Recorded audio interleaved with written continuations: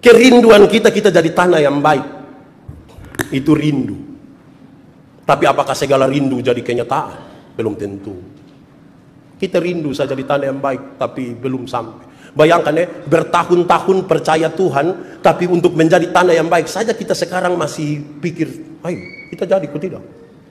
Bahkan ada orang yang tidak tahu dia tanah apa. Tanah di pinggir jalan juga bukan dia, yang berbatu-batu juga bukan dia, yang penuh semak duri juga bukan dia, tanah yang baik juga bukan dia. Kemungkinan itu tanah sengketa itu dia.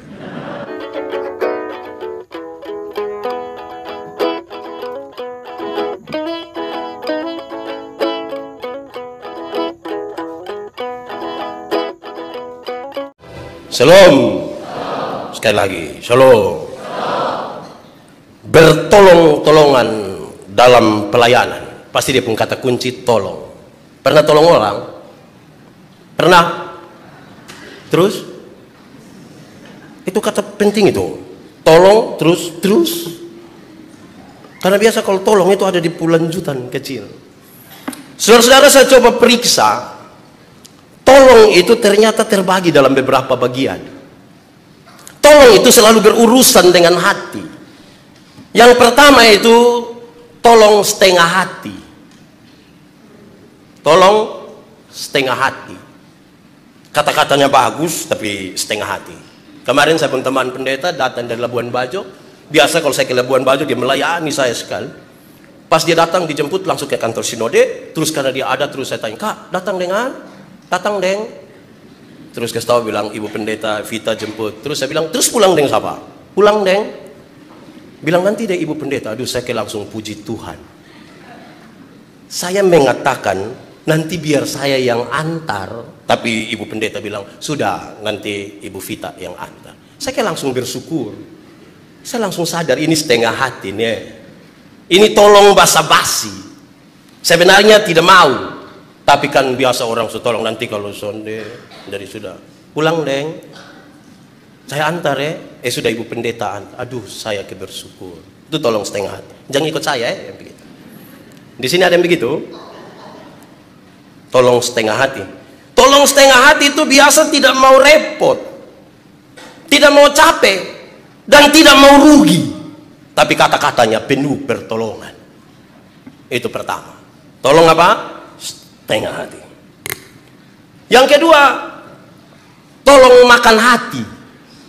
Dari tadi tolong setengah hati. Yang kedua tolong apa? Makan hati. Pakai bahasa Kupang ini tolong disebut tolong deng taceke. Tolong deng taceke. Kenapa tolong taceke itu ada? Karena hubungan yang buruk, menjengkelkan, itu orang kewi. Jadi karena harus bilang tolong atau melakukan sesuatu ya sudah tolong. Itu kayak biasa orang ada sibuk-sibuk di toko kok ada urus terima ini orang datang belanja ini pendeta main pitrusin pendeta main pitrus pintu lama-lama pas itu pendeta bungkusan 50.000 kok kasih. Itu tolong tapi dengan apa? Taceke. Di sini ada yang begitu. Tolong taceke ini belum yang dimaksud oleh Alkitab ini. Tolong tapi jangan tolong dengan taceke. Kadang-kadang kita pun suami dong begitu ibu-ibu baru tamu dari muka rumah dong sebaterai, "Mak, kopi." Itu. Tapi sudahlah tolong tapi agak tercekek sedikit Yang ketiga, tolong sepenuh hati. Itu tolong dengan sepenuh hati. Ini tolong sebagai bukti iman bahwa karena Tuhan menolong saya harus menolong orang. Bahwa kalau saya ingin ditolong, saya juga harus menolong. Karena itu saya melakukan tolongan ini dengan hati yang tulus, sepenuh hati. Tapi ada yang keempat juga. Tolong dalam hati. Ini tolong diam-diam sah. Atau pakai bahasa lain, tidak tolong. Hanya dalam hati sah. Sudah kita doakan. Pokoknya ada susah kita doakan Tuhan pasti. Itu tolong dalam hati. Itu sebenarnya tidak tolong. Kalau terpaksa dia harus tolong sekalipun, itu dia pun kisah pertolongan itu dari abad ke abad tidak pernah terlupakan. Dia akan bercerita kepada semua orang soal pertolongannya yang dahsyat itu. Pada itu tolong, yang perlu ditolong itu pasti dia, bukan orang lain itu. Kira-kira begitu. Yang kita akan bahas hari ini adalah tolong dengan sepenuh hati. Apalagi ini di dalam pelayanan. Teks ini disampaikan kepada kita untuk tiap-tiap orang mengalami fungsi dan perannya dalam pelayanan itu. Pembacaan tadi dimulai dari perikop yang biasa, yaitu perempuan-perempuan yang melayani Yesus. Dan saya ajak kita untuk merenungkan 3 bagian besar dari teks ini untuk memahami tema yang hari ini disampaikan oleh Majelis Sinode buat kita semua, berkaitan dengan bertolong-tolongan dalam melayani. Berikanlah dengan iman, tidak usah takut, dengan sepenuh hati. Saya juga tidak akan bilang kepada saudara ada upahmu di sorga, saya tidak akan omong itu. Tapi beri saja, cukup di situ. Ada kesempatan baru, kesempatan yang di minggu lalu adalah kesempatan berjalan saja dengan iman, tidak usah buat apa-apa. Tapi kesempatan kali ini adalah kesempatan memberi dengan iman. Beri ya, apalagi kalau sudah tahu mau beri, beri saja, ustaz tahan, kasih saja. Kedua, kesempatan yang berbeda ini ditujukan kepada kalimat ini, kepada yang diberikan lebih selalu dituntut lebih. Siapa yang diberikan lebih banyak, kepadanya dituntut lebih. Tadi waktu minggu lalu kita belajar tentang murid-murid yang sederhana, bukan orang-orang kaya, mereka nelayan-nelayan kecil di Galilea yang memberi dirinya. Dan hari ini kita belajar tentang perempuan-perempuan kaya yang melayani Tuhan dengan harta bendanya. Kesempatan yang lain yang Yesus sediakan bagi orang-orang yang memiliki banyak harta untuk ada di dalam pelayanan. Kepada yang diberikan lebih, dituntut lebih. Hukumnya begitu. Sabsuruh mau dapat banyak, kasih juga banyak. Jangan ke Simon Petrus. Simon Petrus tadi pastor mau naik di atas gunung. Tuhan bilang, lihat kok semua bawa batu Ini naik gunung tengah hari baru bawa batu. Simon Petrus bawa batu kecil satu. Sampai di atas Tuhan Yesus tanya, semua sudah bawa batu? Sudah. Coba tunjuk. Oh, Simon Petrus pun paling kecil. Terus Yesus bilang, saya akan rubah ini batu jadi roti. Ternyata Simon Petrus pun paling kecil. Dia kecewa betul. Suatu saat pas mau jalan Tuhan Yesus bilang, ingat kau bawa batu. Simon Petrus bawa yang paling besar. Besar ke insalon. Jalan setengah mati. Naik sampai atas dia tunggu-tunggu kapan Tuhan mau tanya. Ternyata sampai waktu Tuhan tanya, mana itu batu dong? Waktu kasih tunjuk Simon Petrus punya paling besar. Terus Yesus bilang, sebesar itulah dosamu. Tadi waktu belum ada rubah batu jadi roti bawa begini. Tapi setelah tahu nanti bisa jadi roti, langsung ke taruh besar tahu jadi roti. Memang itu agak sedikit rakus itu, serakah itu. Makanya Tuhan bilang, sebesar itulah dosa. Tapi saya kira di sini tidak ada yang ke Simon Petrus. Semua memberi dari hati yang tulus. Kepada kamu yang diberikan lebih, dituntut juga yang lebih. Pasti lebih sedikit. Tidak usah iri hati kalau orang kasih lebih. Tidak usah iri hati. Mau lebih, taruh tambah lebih lagi di situ. Selesai. Ketiga, saudara-saudara, kesempatan yang berbeda ini ditujukan juga untuk membuka sebuah ruang yang berbeda, khususnya bagi perempuan-perempuan. Kenapa? Perempuan-perempuan di zaman waktu itu, di zaman mereka, istilah yang paling baik ditujukan kepada perempuan, mereka pakai istilah ini. Perempuan ialah manusia yang berharga sama dengan binatang. Perempuan ialah manusia yang berharga binatang. Kelasnya di bawah. Mereka tidak boleh ada ruang apa-apa. Mereka tidak boleh mengajar dan berkhotbah di muka umum. Tidak boleh. Karena mereka kelas terlalu di bawah. Sekarang Yesus memberikan ruang yang berbeda kepada perempuan ini. Mereka diangkat sekarang. Diberikan kesempatan untuk memberikan apa saja. Apa saja yang ada pada diri mereka, diberikan kesempatan untuk bisa melayani bersama-sama dengan Tuhan. Kalau ternyata sistemnya begitu kuat untuk melawan mereka, ada ruang yang lain. Ruang itu adalah, saudara bayangkan, betapa ada begitu banyak orang berjalan bersama-sama dengan Yesus. Yesus dengan murid 13. Tambah itu perempuan-perempuan, dan akhir dari teks tadi mengatakan, dan banyak perempuan lain. Ada banyak orang. Dan ini perempuan dong harus siap makan, melayani setiap waktu. Jalan ikut Yesus di kota, ke desa, ke mana-mana. Saya tidak tahu dong pu suami dong bila apa. Pasti dong pu suami tanya kalau dong pu suami ada di masa kini, pasti dong pu suami dong su SMS. Tidur di situ. Beta kirim tikar. Lurus pelayanan, urus. Ini perempuan-perempuan ikut Yesus terus. Pertanyaannya, di manakah suami mereka? Hanya dua kemungkinan.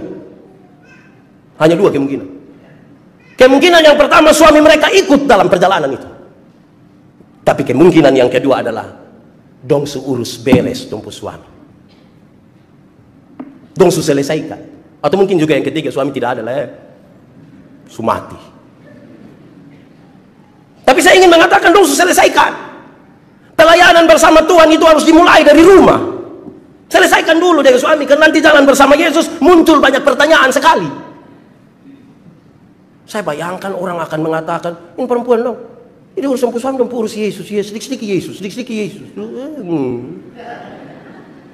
Tidak gampang.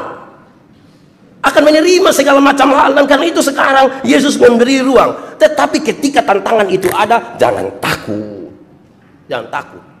Karena teori ini menjawab banyak sekali persoalan. Teorinya adalah ketika yang lemah diangkat, tangan yang kuat itu yang memegang. Tuhan yang pegang mereka yang lemah, mereka tidak akan dipermalukan. Rubah sebuah kalimat lama, seolah-olah kita yang pegang Yesus kuat-kuat. Berhenti, siapa mau pegang Yesus kuat-kuat? Makin kuat, makin pakai tenaga pegang Yesus, makin cepat melepaskan Yesus. Tapi kalau membebaskan diri dan biarkan Yesus yang pegang, ada saat dimana kita lemah dan tidak berdaya, tapi tangan Tuhan kuat memegang kita. Tidak usah takut. Tapi tidak usah takut itu bukan berarti tidak ada masalah. Banyak. Mulai dari yang betul sampai tidak betul. Terus takut. Jalan saja. Ini resiko sebuah keputusan iman. Nanti sebentar kita lihat kenapa sampai mereka ambil langkah senekat itu.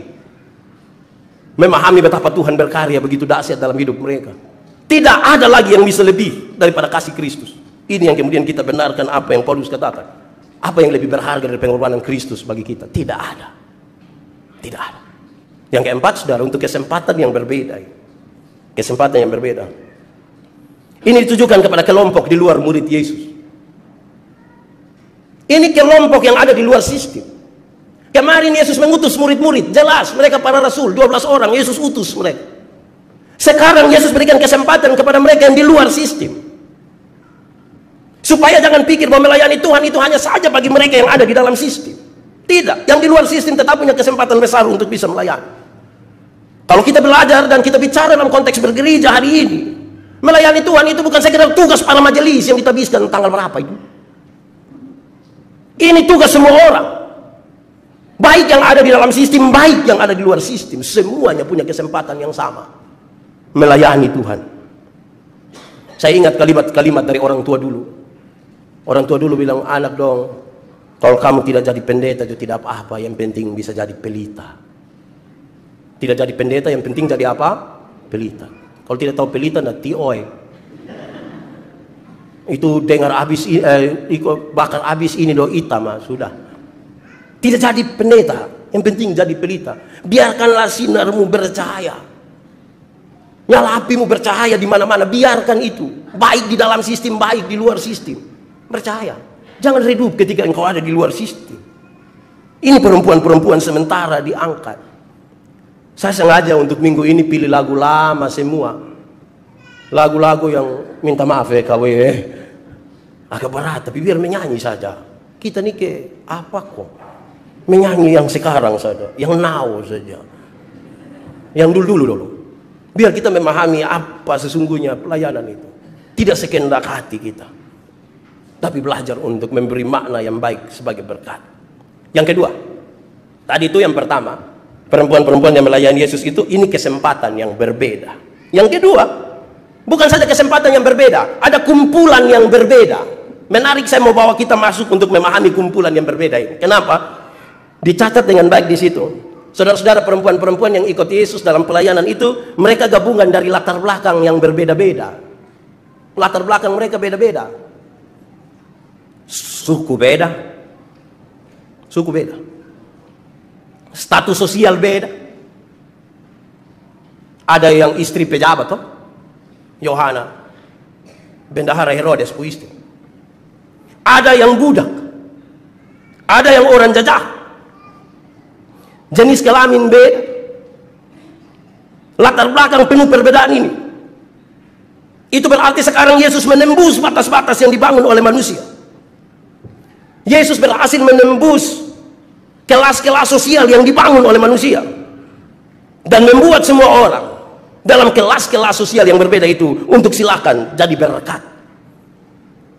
Yesus melawan sesuatu yang hanya dibatasi oleh kelas sosial. Yesus lawan, masuk ke suku yang berbeda, kepada status sosial yang berbeda, masuk semuanya. Kenapa? Berjemaat itu tidak berarti yang penting terikat. Tidak sama dengan yang penting terikat. Ame kucing dengan anjing kau ikat 20 ekor, yang penting kamu duduk sama-sama di situ. Begitu. Tidak yang penting seragam. Satu pakai biru, semua bangun pakai biru semua. Itu. Berjemaat itu tidak sekedar bulat satu suara. Satu bilang sol, sama-sama bilang sol. Satu bilang dengan sol. Separuh bilang dengan sol. Berjemaat bukan begitu. Berjemaat itu adalah sebuah kerjasama di dalam satu tubuh. Tubuh itu disebut tubuh Kristus. Kepalanya ialah Yesus Kristus, kepala gereja. Semua orang dalam kasih karunia, talenta, berkat yang berbeda-beda itu semuanya berkumpul di situ. Berkumpul untuk melayani. Tidak berkumpul untuk saling membangun penilaian satu dan yang lain. Berkumpul untuk sama-sama melayani. Kenapa mereka harus berkumpul di situ? Karena mereka tahu sekarang bahwa sebagai anggota-anggota dari satu tubuh, mereka harus melakukan sesuatu bagi tubuh ini. Saya kira kalau kita kumpul sama-sama, kalau kita memberi terjemahan metafora tubuh ini, kan kalau mandi bukan perut gosok perut sendiri toh, tangan yang gosok. Tidak mungkin perut gosok perut atau dia pilih apa kok. Tidak bisa. Yang berbeda-beda, bertolong-tolong. Kalau begitu saudara-saudara, maka hal ini harus menjadi penting bagi saya dan saudara. Dalam Tuhan itu menembus segala macam martabat manusia. Apalagi yang sekedar dibangun oleh manusia. Kan Tuhan bekerja lebih besar dari itu. Saudara bayangkan kalau dulu keselamatan itu karena datangnya dari Yahudi, terus dia hanya menetap saja bagi orang Yahudi. Kita di mana? Kita tidak ada arti. Tapi dia menembus ruang dan waktu. Dia panggil ruang satu orang, dari satu bangsa, jadi seluruh dunia, termasuk saya dan saudara. Dan karena itu harus berani menembus batas. Tidak bisa tidak. Bahkan kepada kaum yang paling lemah sekalipun. Karena tidak ada di dunia ini yang Tuhan kasih dia kosong, sahol, tidak ada apa-apa, kosong, kok tidak ada. Semuanya punya isi. Dan itu isi dipakai untuk kemuliaan Tuhan.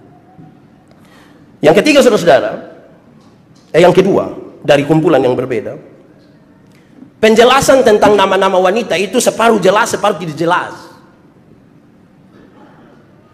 Ada yang nama Maria dari Magdala itu, maka disebut Magdalena. Dia disembuhkan dari 7 roh jahat. 7 roh jahat. 7 roh jahat itu ngiri ya. Kita pukawan hanya ada 1 roh jahat di depo otak, kita supusi. Ini 7. Bayangkan itu. Tuhan sembuhkan dia. Ada Yohana, istri dari seorang pejabat. Ada yang bilang perempuan-perempuan saja, tidak disebutkan nama mereka. Tidak disebutkan. Saudara, apa maksud semua itu? Ada yang baru saja pertama kali melayani. Ada yang berulang-ulang melayani. Ada yang kelihatan. Ada yang tidak kelihatan. Ada yang terkenal. Ada yang tidak terkenal. Semuanya bisa bersama-sama melayani Tuhan. Kesimpulannya sederhana. Ternyata di hadapan Tuhan itu tidak ada kelas ekonomi kok, kelas VIP ya. Di rumah sakit yang ada begitu. Di Tuhan tidak ada kelas ekonomi, kelas VIP, kelas BPJS. Dan tidak ada. Yang ada Tuhan di Tuhan. Yang ada di dunia, di Tuhan tidak ada kelas-kelas. Berarti ada masalah ketika kita berusaha membangun kelas dalam persekutuan jemaat. Masalah itu begitu serius. Harus diselesaikan. Kelas apa? Tidak boleh ada kelas. Yang keempat, ini akan jadi penjelasan terakhir, tapi biar saya harus bicarakan ini di kumpulan yang berbeda. Saya lihat sudah terlalu tegang. Terus tegang. Di rumah baru tegang, di sini jangan tegang. Yang ketiga, kelompok yang ikut Yesus itu, kalau saudara baca di ayat 4 dan selanjutnya, kelompok itu kemudian Tuhan Yesus bedakan. Tuhan Yesus bedakan orang. Ini yang rame-rame ikut Tuhan Yesus ini, kemudian dibedakan menurut kelompok-kelompok, bukan menurut kelas-kelas. Menurut kelompok mereka. Nanti sebentar baru ada penjelasan. Bagian yang ketiga sekarang. Dari tadi perempuan-perempuan yang mengikuti Yesus itu, yang pertama ada kesempatan yang berbeda, yang kedua ada kumpulan yang berbeda, yang ketiga nih ada pengalaman yang membentuk perilaku baru. Pengalaman yang membentuk sebuah perilaku baru. Kenapa? Banyak dari mereka yang karena berjumpa dulu dengan Tuhan, mengalami sesuatu dengan Tuhan, merasakan kasih Tuhan, baru terjun dalam pelayanan. Pengalaman dengan Tuhan itu yang membentuk perilaku pelayanan mereka.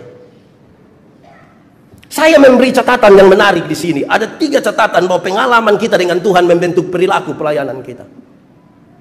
1. Jangan sekali-kali hanya berpikir tentang Yesus. Jangan sekali-kali hanya berpikir tentang Yesus, tapi alamilah Yesus dalam hidupmu. Alami Yesus dalam hidupmu. Jangan hanya berpikir tentang Yesus. Alami sesuatu bersama Yesus. Akan membentuk pola pelayanan.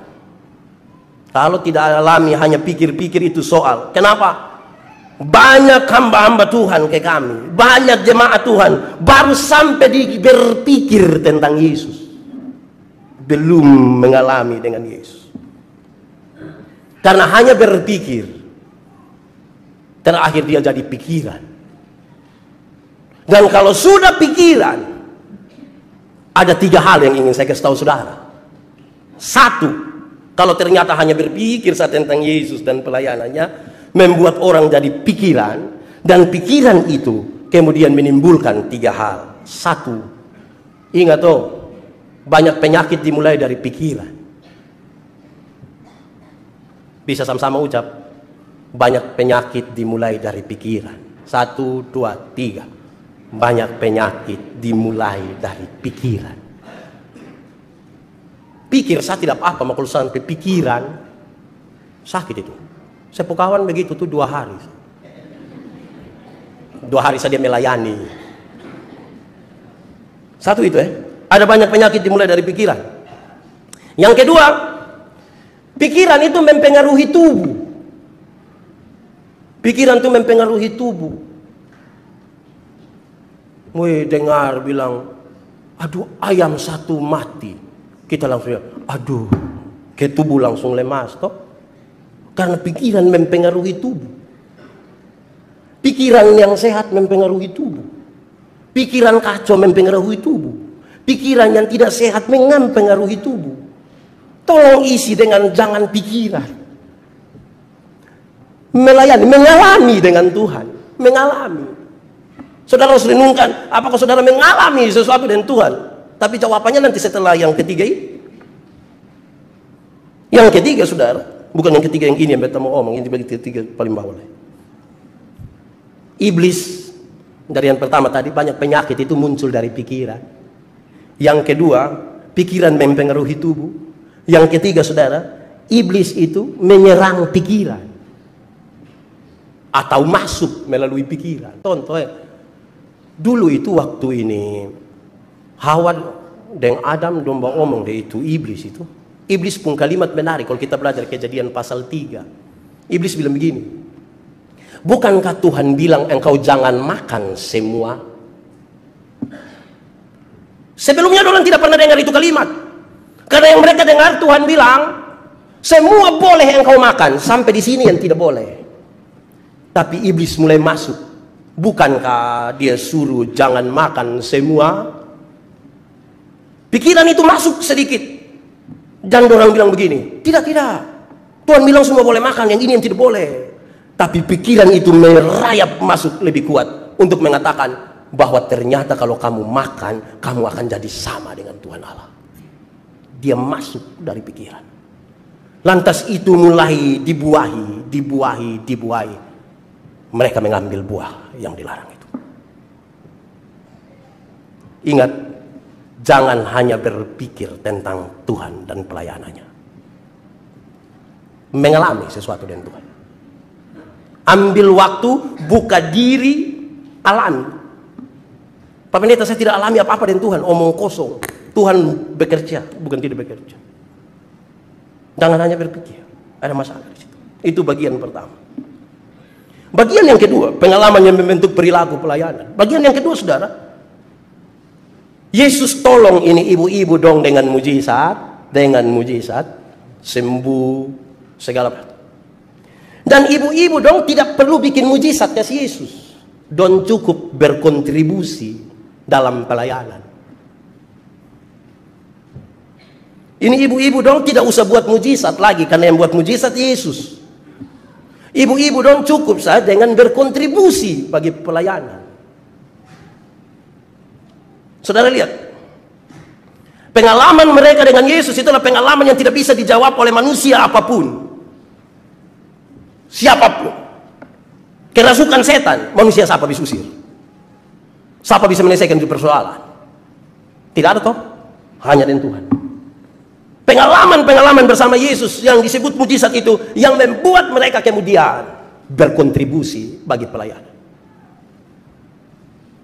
Ini menjadi penting. Kenapa? Haruslah perubahan itu dimulai lebih duluan, baru berkontribusi bagi pelayanan. Berarti nanti saya coba jalan dulu baru. Pengalaman dengan Yesus itu yang membuat orang kemudian mulai berkontribusi bagi pelayanan. Sekarang tolong renungkan hal ini. Apa yang engkau sumbangkan bagi pelayanan? Apa yang kau berikan bagi Tuhan dalam pelayanan? Pikirkan itu. Renungkan baik-baik. Tapi teori di atas dia lupa. Tuhan seduluan tolong mereka, baru mereka berkontribusi bagi pelayanan. Ketiga, ini kalimat biasa saja. Ingat tuh, Tuhan lebih duluan bekerja, bukan kita lebih duluan bekerja. Tuhan lebih duluan, bukan kita. Jangan sesat. Sesat kalau kita berpikir kita lebih duluan bekerja dari Tuhan. Sesat besar itu. Tuhan lebih duluan bekerja. Dan karena dia bekerja itu, kita sekarang berespon karena kita mendapatkan sesuatu yang Tuhan sudah duluan kerjakan. Kenapa kemudian ini menjadi tekanan? Sebab kalau kita lebih duluan bekerja dari Tuhan, Tuhan di belakang kita, kita akan menghitung-hitung segala sesuatu yang kita kerjakan bagi Tuhan. Padahal tidak pantas untuk dihitung. Kita tidak akan pantas untuk itu. Siapakah kita di hadapan Tuhan Allah? Tidak, kita bukan siapa-siapa toh. Atau ada yang protes? Bukan siapa-siapa. Kalau di hari Tuhan mau ambil kita, siapa? Mau marah Tuhan. Tuhan sudah lebih duluan, dia menguasai segala. Oke. So, habis itu saudara jangan tegang, saya sedih kalau lihat saudara tegang. Kita kembali ke tadi, orang banyak dibedakan oleh Yesus. Ini khotbah lama, tapi karena teori ini pas dengan ini, saya harus bicara ulang. Kita takut setan atau setan takut kita? Boleh jawab sudah. Kita takut setan atau setan takut kita? Atau kita dan setan bakas takut? Ini kali kita kasih takut setan, besok setan kasih takut kita, harus kita begini. Yesus membedakan kelompok yang mengikut Yesus dalam 4 bagian. 1, tanah yang di pinggir jalan. Ada kelompok di tanah yang di pinggir jalan. Kedua, tanah yang berbatu-batu. Yang ketiga, tanah yang penuh dengan semak duri. Yang keempat, tanah yang baik. Mau jadi tanah yang mana? Mau jadi tanah yang mana? Baik. Diam sah. Yang sama saudara marah saya nih. Marah ju. Tidak apa. Kerinduan kita jadi tanah yang baik. Itu rindu. Tapi apakah segala rindu jadi kenyataan? Belum tentu.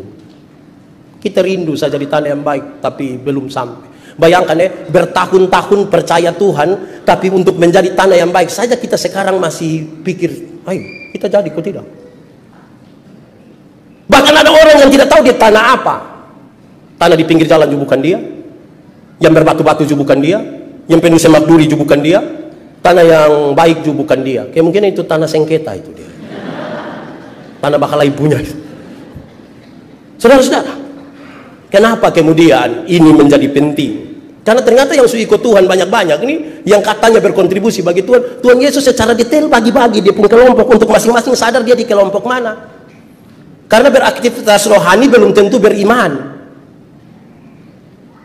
Beraktivitas rohani belum tentu beriman. Saya ingat satu anak kecil jual bensin di Soe, dia sama-sama dengan ada orang satu, orang dari agama sebelah. Terus ini anak kecil yang orang Kristen ini setiap keluar masuk dia hanya menyanyi, Yesus cinta saya, Yesus sayang saya, hari Minggu berjumpa pula. Yesus cinta saya, Yesus rindu saya, hari Minggu berjumpa pula. Akhirnya pamanku anak ikut menyanyi, Yesus cinta saya, Yesus rindu saya, hari Minggu berjumpa pula. Kan dia anak ulang begitu, Pak Tuhan. Oh, dipikir pasti ada yang salah. Maka pamanku anak ulang, Yesus cinta saya, Yesus rindu saya, hari Jumat berjumpa pula. Mengatakan sesuatu secara rohani belum tentu beriman. Itu yang buat Yesus mulai kelompokan. Kelompok yang pertama adalah benih yang jatuh di pinggir jalan. Penjelasannya menarik. Benih yang jatuh di pinggir jalan adalah orang yang mendengar firman itu tapi tidak mengerti. Datanglah si jahat merampas yang ditaburkan dalam hati orang itu. Teorinya ialah percaya Tuhan juga butuh pakai otak. Sudah yang segenap hati subetul, sudah yang segenap jiwa subetul, tapi harus juga dengan segenap akal budi. Supaya berhadapan dengan pelayanan itu pasti. Pasti. Kalau tidak pasti itu yang bahaya. Kita akan hidup menurut apa kata orang. Bukan apa yang kita tahu dengan pasti. Karena pengalaman tadi. Berdasarkan pengalaman itu kita berjalan bersama Tuhan. Saya ngomong di mana-mana, kita ini memang kadang-kadang percaya Tuhan tidak pakai otak. Segenap hati, segenap jiwa tapi tidak pakai otak. Kenapa? Itu tadi saya kasih contoh sederhana toh. Bilang baca Efesus pasal 6 ayat 11 dan seterusnya, kasih tahu bilang inilah cara-cara melawan tipu muslihat iblis. Kasih tahu 1, 2, 3 bagian terakhir doa yang tiada henti-hentinya membuat iblis ketakutan. Tapi ibu hamil dong keluar malam dong tidak berdoa. Ambil paku 10 senti tusuk di sini. Otak itu. Separuh jalan bau gunting. Mau gunting setan. Otak di. Percaya Tuhan butuh pakai otak. Kalau tidak, iblis yang rampas itu. Kacau kita.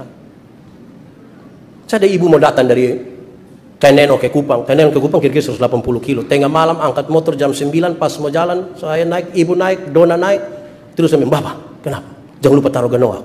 Untuk usir setan. Lu yang setan. Setan tidak takut ganoak.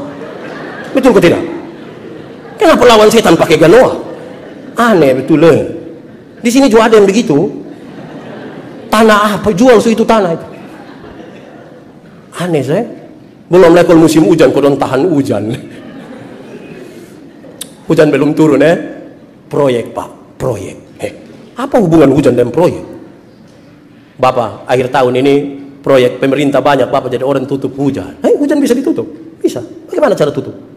Saya kira di penjelasan ilmiah, masuk akal dan bisa dipertahankan terus menerus toh. Saya bayangkan ditembakkan pakai laser atau pakai efek kaca. Ternyata tidak. Permisi Bapak.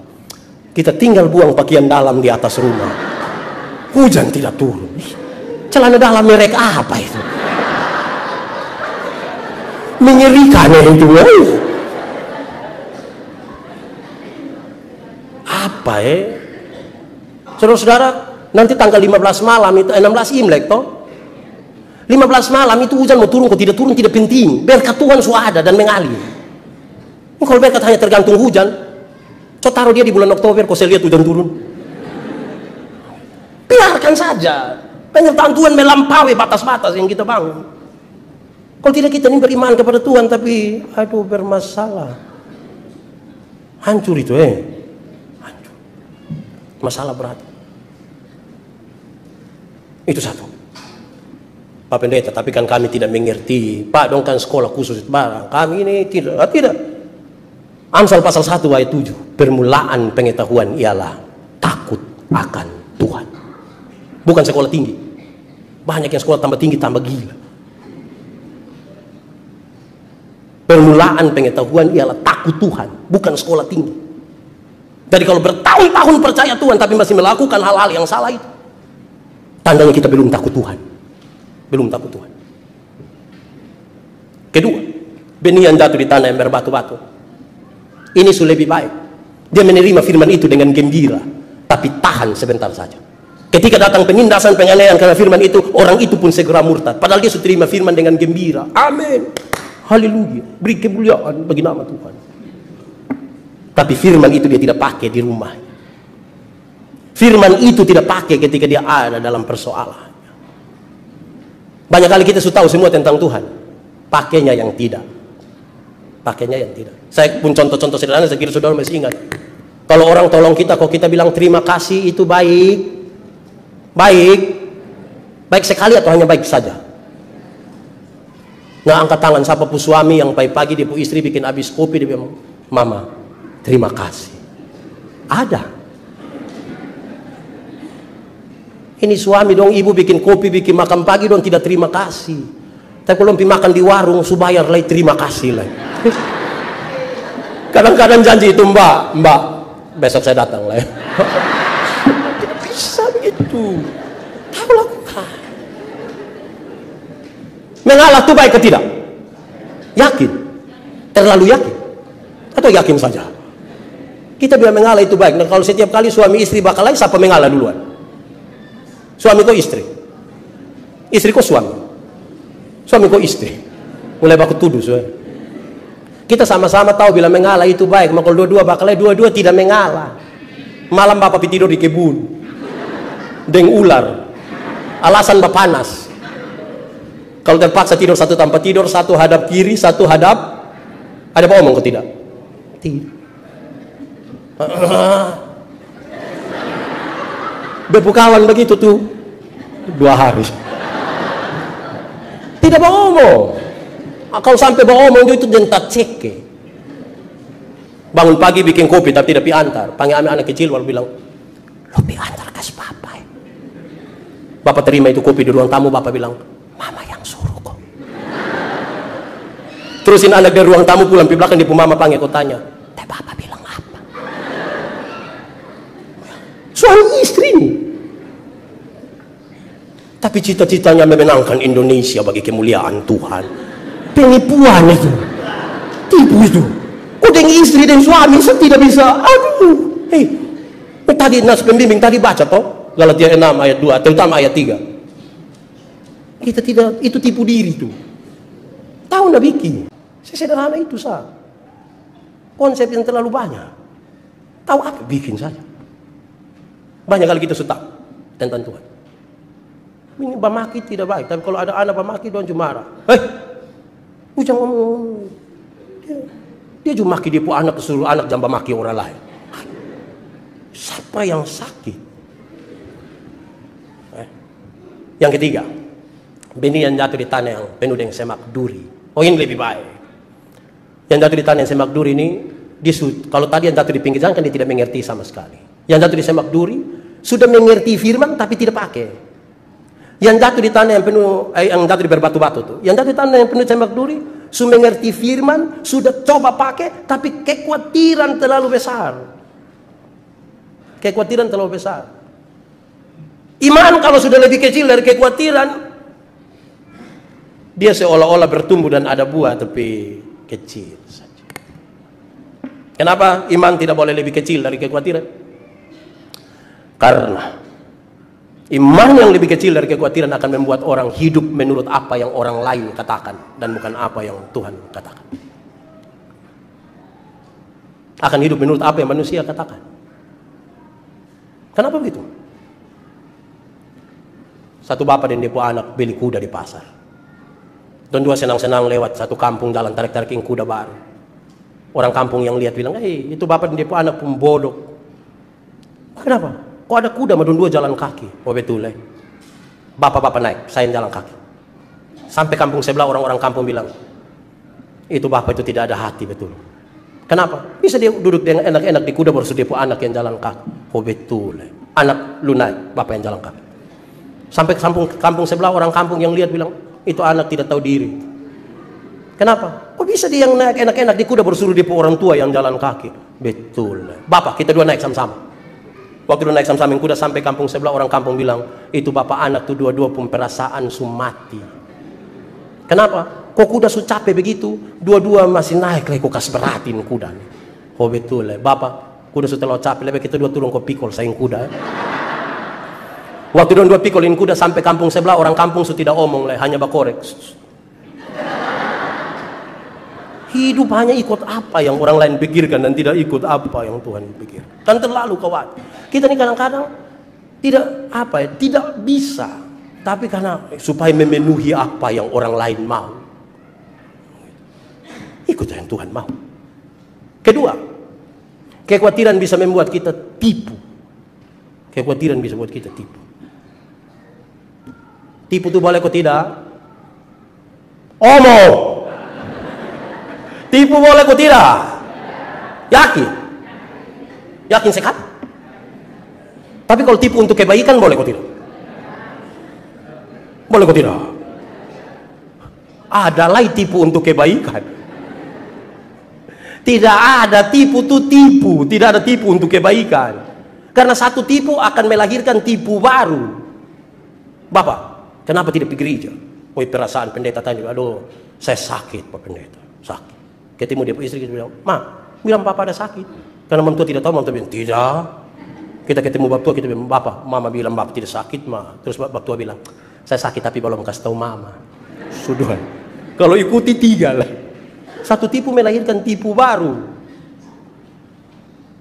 Tapi saya kira di sini jujur-jujur Yang kedua, Alkitab bilang bapa dari segala penipu ialah iblis.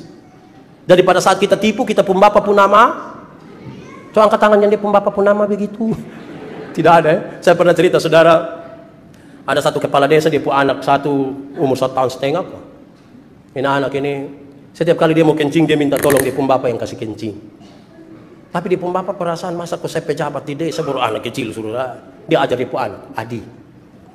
Kalau Adi mau kencing, Adi kasih tau bilang Adi mau menyanyi Itu jurus berhasil. Setiap kali staff dong ada di pembapa, anak mau kencing dia datang dia bilang, Papa, ya Adi mau menyanyi.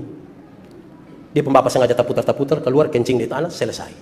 Satu saat dia pembapa mama tugas di Jakarta, titipin anak di depo om dong. Tengah malam ini anak mau kencing dia kasih bangun depo om, ya Adi mau menyanyi. Depo om karena tidak tahu depo om bilang jangan ini su tengah malam. Wah ini anak pikir bahaya, ini anak bilang om, ya Adi mau menyanyi. Dia om yang tidur setiap hari di sebelah nanti malam tidur. Wah ini anak pikir bahaya, dia om, ya tidak bisa, dia harus menyanyi. Akhirnya dia om bilang sudah, kalau begitu nak Adi menyanyi pelan-pelan di om pun telinga.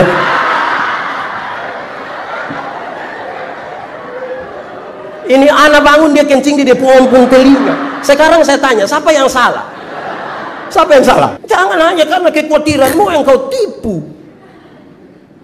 Benar harus katakan, salah katakan, ya katakan, tidak katakan, kencing katakan, menyanyi katakan. Berani yang kau rubah sedikit, kasihan itu om pun telinga. Mempertanggungjawabkan.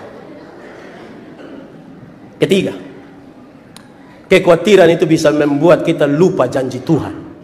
Kekhawatiran bisa buat kita apa? Lupa janji Tuhan. Janjimu seperti fajar pagi hari yang tiada pernah terlambat bersinar. Berarti janji Tuhan ya dan amin kok, betul? Yakin? Berilah 1/10 dari hasil pertamamu dan ujilah aku. Lihatlah, bejana pemerahanmu akan berlimpah-limpah dengan buah anggur. Betul itu janji Tuhan? Percaya? So lakukan. Kekhawatiran bisa buat kita gagal. Kalau 10.000 per puluhan berapa? Pasti kasih toh. Paling 1.000. Tuhan kasih naik. 100.000 per puluhan berapa? Masih kasih? Kasih kok 10.000 kacang-kacang itu. Tuhan kasih naik 1 juta per puluhan. Masih kasih? Kasih kok hanya 1 lembar, bila perlu dipegang juga. Tuhan kasih naik lagi 10 juta per puluhan. Per puluhan berapa?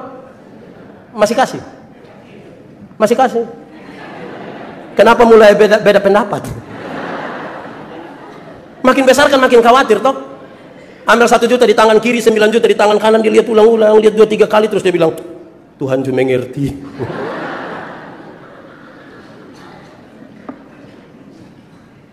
Dan kita hidup masih di situ. Lantas bagaimana kita bisa berkontribusi?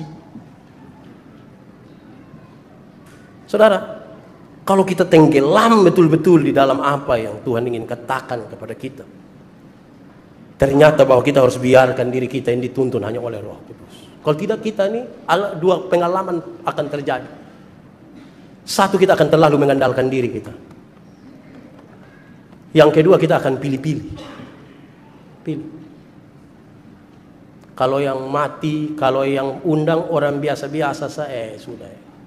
Biarkan orang mati, kubur orang mati. Tapi kalau yang itu kita harus piye. Karena kita tidak tenggelam di dalam. Saudara, tanah yang terakhir ialah kelompok yang terakhir, kelompok yang mengikuti Yesus adalah tanah yang baik. Tanah yang baik ialah orang yang mendengar firman itu dan mengerti, dan karena itu dia berbuah. Buah itu yang jadi berkat. Karena Tuhan tahu dia akan Tuhan memberi buah bagi dia. Supaya dia jadi berkat. Lagunya hitung berkat, dia jadi berkat. Ada masalah, hitung berkat. Bila tofan keras melanda, kalau kau memandang harta orang lain, hitung berkat. Jangan memandang harta orang lain kepingin. Hitung berkat Tuhan, Tuhan kasih. Wah, itu jadi berkat. Tuhan memberkati kita.